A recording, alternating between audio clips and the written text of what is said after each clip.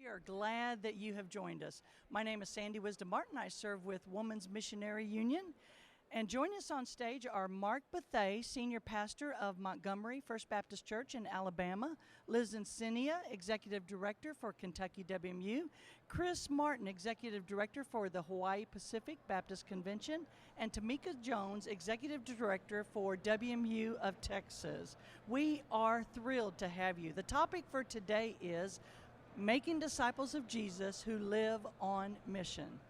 Let's start with this question. What person, place, or experience first really opened your eyes to missions? Can you think back that far? What person, place, or experience really opened your eyes to missions? I guess I'll start. All right, Tamika. Probably when I was 12 to 13 years old during Hurricane Hugo. I'm a native of South Carolina, and so it really brought those Sunday school lessons to life where we met the needs across the state. There was flooding, there were people displaced, and so it was a chance just to meet needs, and so that's one experience for me. Very good, Tamika. What about for the rest of you?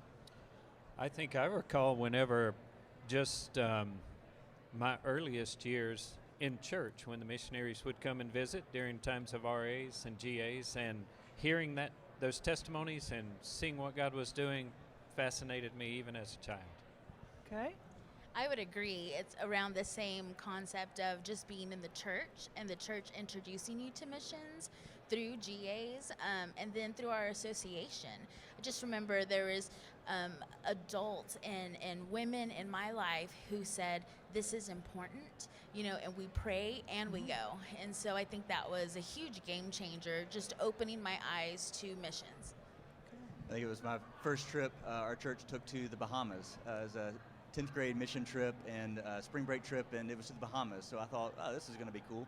And my eyes were open to missionaries, evangelism training throughout that process, and then getting on the field and seeing firsthand what missions look like really opened my eyes there in 10th grade. It was a really special trip to take. Well, thank you to all of you. They say the greatest indicator that someone will go to the mission field is interaction with the missionary. Do you remember the first missionary you ever met? Well, I do. Okay. It was through used to be called Black Church Week, but now it's called the Black Church Leadership and Family Conference.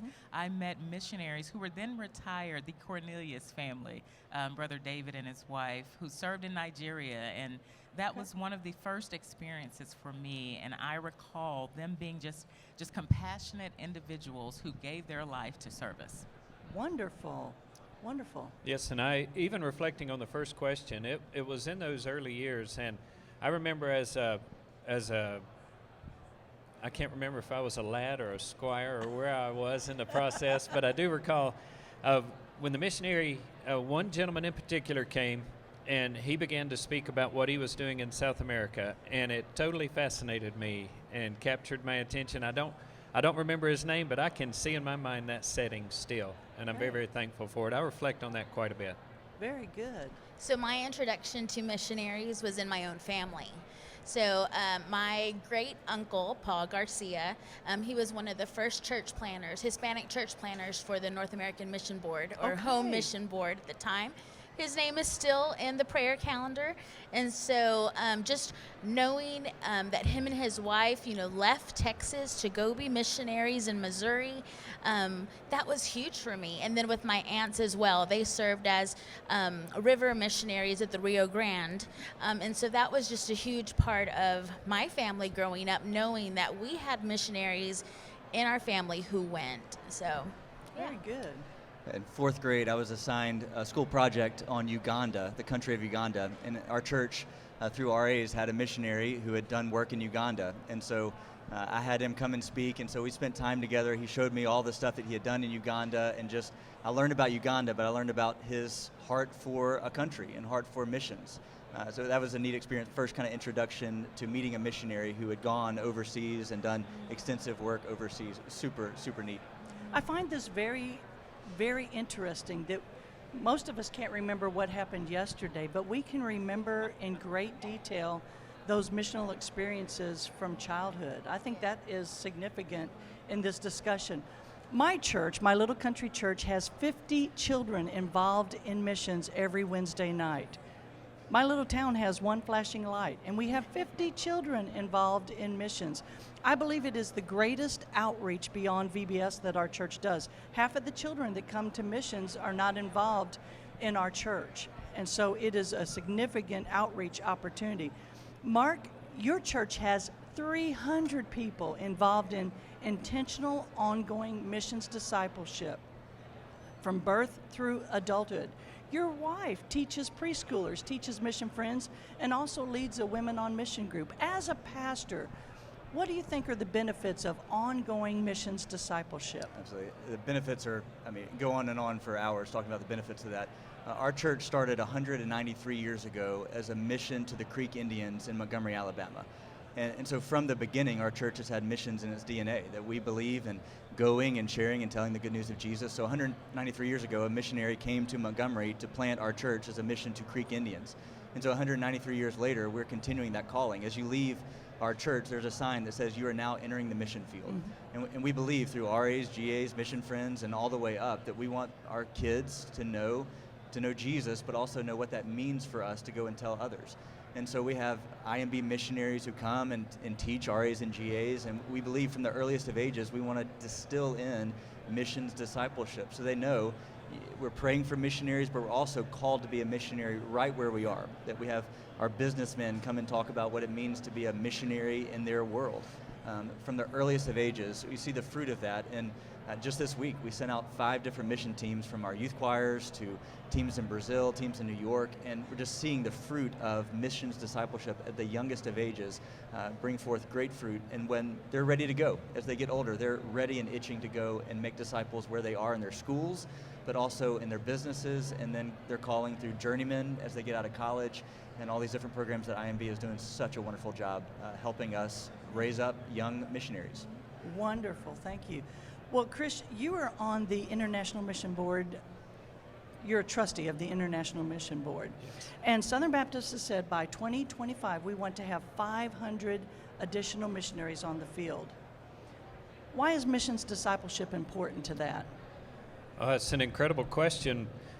For us to consider missional discipleship is, as Mark just discussed, you're going to have a church that not only teaches spiritual disciplines and the power of the Holy Spirit and understanding the scriptures and how God desires to use us, but then that work also turns the disciple into the field and engage the field and be missional in life. And it's more than just understanding that disciple making is in my church, or disciple making is a part of what we do when we're in these certain settings, but missional discipleship mobilizes us in every way we're living.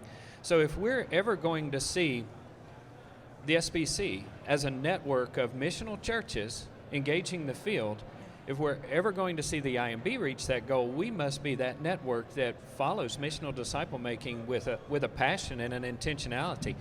On a side note, I feel very strongly about our leadership at the IMB, from Dr. Chitwood and his leadership team all the way in through the field leadership and into our units in the field. We have an incredible team at the IMB. You're right.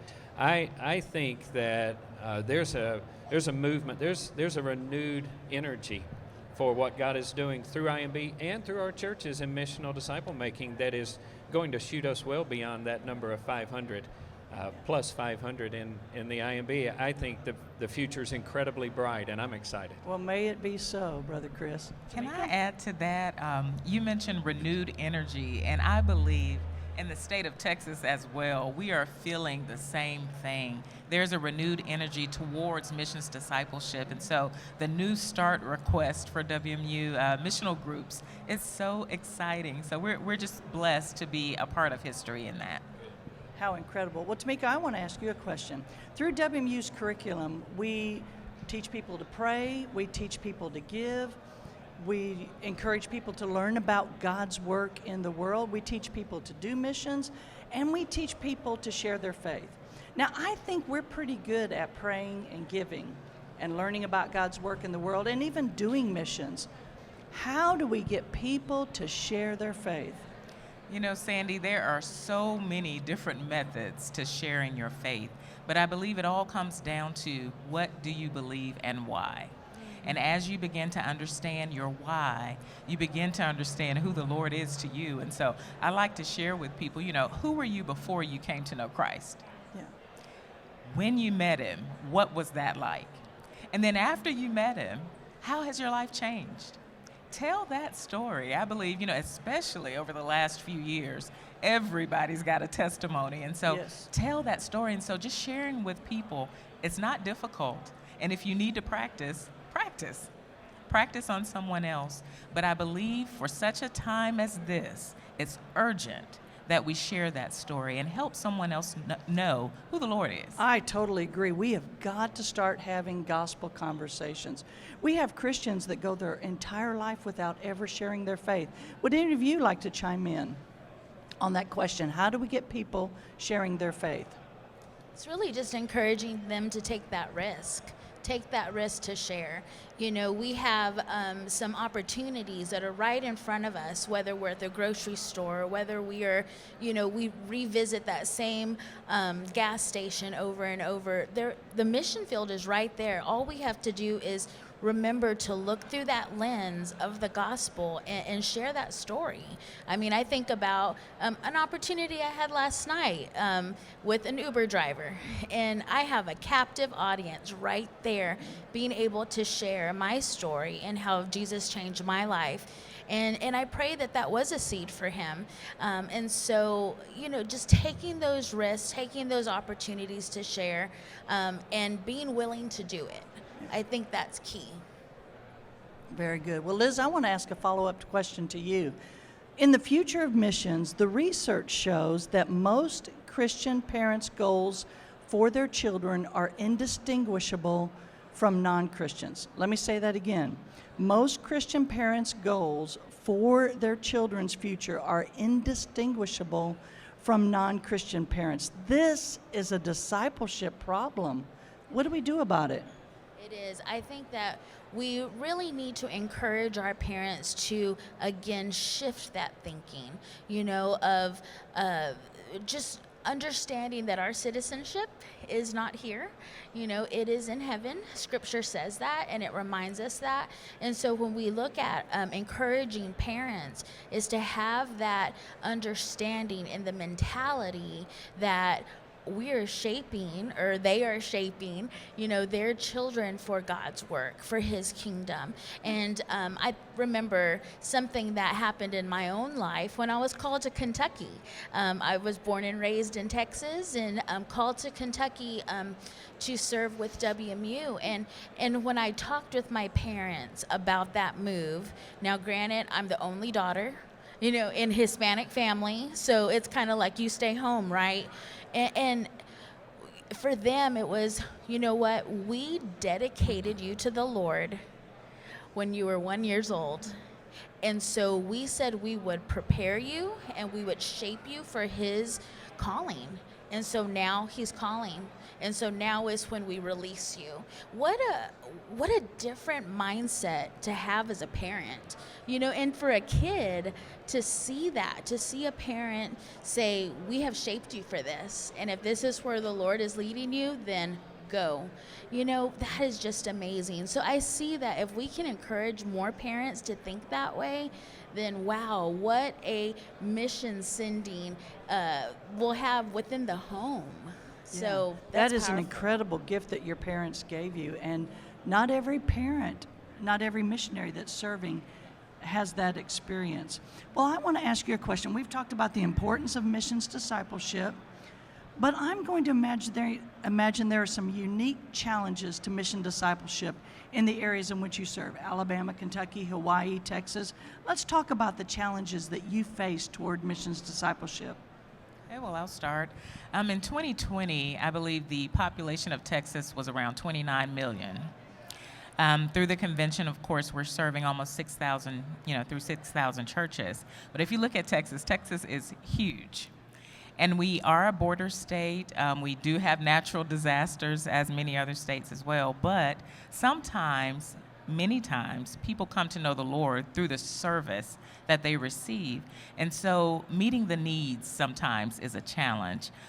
We have the humanitarian crises that occur within our state, possibly along the border. We also have tornadoes, we have hurricanes, we have all of those things in ways that we need to serve individuals. And so for Texas, it's sometimes difficult to do that. I believe we're doing a great job, but I believe there's more work for us to do to meet those needs. I think for Hawaii, one of our challenges that we often hear is time. There's not enough time. I don't have enough time. A lot of families may be working multiple jobs. The kids are going, even sometimes many generations living under one roof. So you're trying to balance economics. And I've always heard, when we talk about time, I think I heard that the amount of sleep needed for the average person is 15 more minutes. So we're always thinking that we don't have enough time. But I think we just simply have to be creative, and even the pandemic has taught us now. We need to be creative in maximizing the time we have, minimizing the waste whenever we're disciple making, and be very intentional in where we're going to build into those that we're discipling a new DNA that can break down the obstacles and really build. And I think this is a golden opportunity for us. I think you both are right. Brother Mark, Liz? I would just say, along the line of time, there's so many things that I believe our churches are competing with now, and in relation to children's ministry or children's missions and student missions, that time frame that used to be dedicated to missions discipleship and that teaching has made it a little difficult. We're competing against elite sports. We're competing against all these other things that take up time. And so I think it's kind of getting back to, are we carving out those moments to share? We've recognized that there is a decline in missions discipleship, and so we need to start implementing it back into our churches. And I think Kentucky, as we looked at what is going on within our church landscape, there is a lack of missions discipleship in our churches. Our people are going, but they don't know all the specifics about going. And so sometimes we have, we follow books like Help When Helping People Hurts, or, and so for Kentucky, we have decided to put on a campaign that challenges all our churches to have every church on mission. And missions discipleship is that big component. Very good. Thank you, Liz. Yeah, I was going to say, absolutely what y'all are saying, time and so many things are not sacred like they used to be in terms of church world, but also the individual believer so often doesn't feel like they're prepared or qualified to train or disciple the next generation, or even thinking that missionaries are just another contingent of people and they are not themselves called to be a missionary in their context. And so it's helping blur that line a little bit to see each individual is a missionary called to go to their local context, but maybe the Lord would call them to use what God's given them to go overseas or across state lines or across the world. So trying to blur those lines, but people just sometimes struggle with that inadequacy or just not feeling like God could use them, or they've not been discipled or trained or showed what it looks like before. So trying to raise up a new generation that goes with their parents on mission trips and sees that line together, that we can do this together as a family, but with other church leaders. So that's been a struggle we've had, is just people feeling qualified and equipped for the task. Very good. Well, I am so grateful to each of you for joining us on the CP stage for our discussion, for the things that each of you have shared with us. And I want you to know how incredibly excited I am to serve with each one of you. You are missions role models for us, and we need your influence within your associations, within your state conventions, within the SBC. So thank you for being with us today. And thank you for joining us on the CP stage to learn about making disciples of Jesus who live on mission.